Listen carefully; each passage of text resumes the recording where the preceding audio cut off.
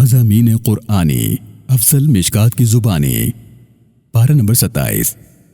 قرآن مجید کے 27ویں پارے کا آغاز قال فما خطبکم کے الفاظ سے ہوتا ہے۔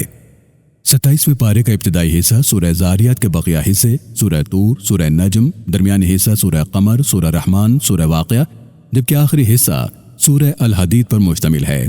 پارے کے ابتدائی حصے میں اللہ رب العالمین ان 5 نافرمان قوموں کا ذکر فرماتا ہے جن پر اس کا عذاب نازل ہوا، یعنی قوم نوح، قوم لوط، قوم عاد، قوم سمود اور قوم فرعون۔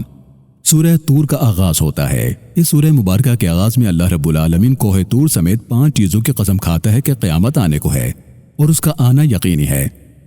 اسی سورہ مبارکہ میں اللہ رب العالمین کفار و مشرکین سے کچھ سوالات کرتا ہے کہ کیا یہ لوگ خود بخود پیدا ہو گئے ہیں یا ان کا پیدا کرنے والا اللہ ہے؟ کیا زمین و آسمانوں کو انہوں نے پیدا کیا ہے؟ کیا یہ غیب کا علم جانتے ہیں؟ کیا ان کے پاس کوئی سیڑھی ہے جس پر چڑھ کر یہ آسمانوں تک پہنچ سکتے ہیں؟ وغیرہ وغیرہ۔ سورہ نجم کا آغاز ہوتا ہے۔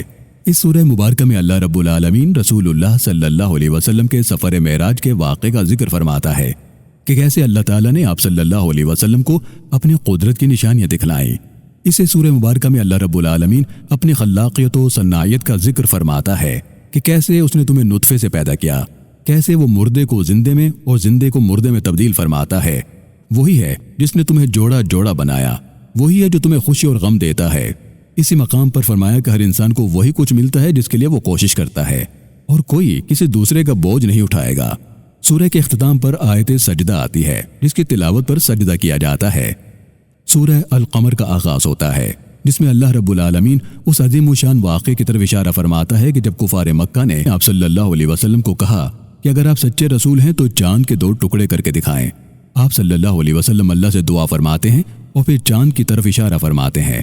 آپ صلی اللہ علیہ وسلم کے اشارے سے چاند 2 ٹکڑے ہو جاتا ہے، مگر کفار پھر بھی نہیں مان لاتے۔ اسی سورہ مبارکہ میں اللہ رب العالمین قیامت کا ذکر فرماتا ہے کہ وہ قریب آ لگی ہے۔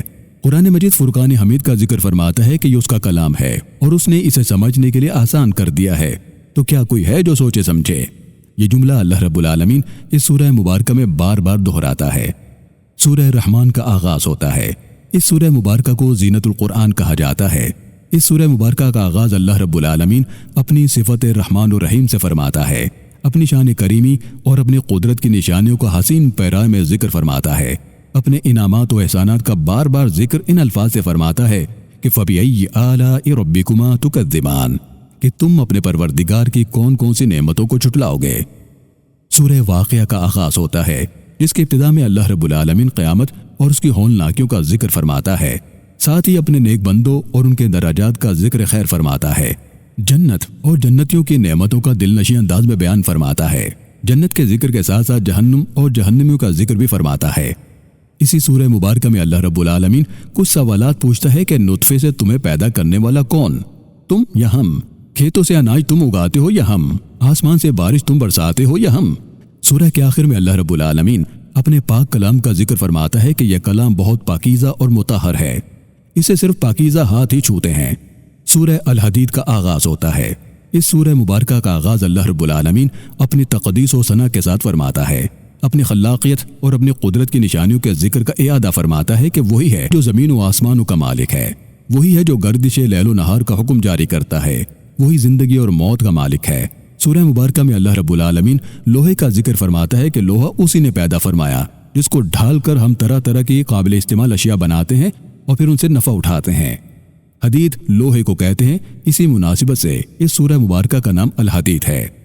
سورہ اور پارے کے آخر میں اللہ رب العالمین رہبانیت کا ذکر فرماتا ہے کہ ہم نے جتنے بھی رسول بھیجے وہ لوگوں کے لیے رحم دل اور مشفق تھے، مگر لوگوں نے از خود اپنے اوپر رہبانیت لازم کر لی جو اللہ تعالیٰ نے فرض نہیں فرمائی تھی۔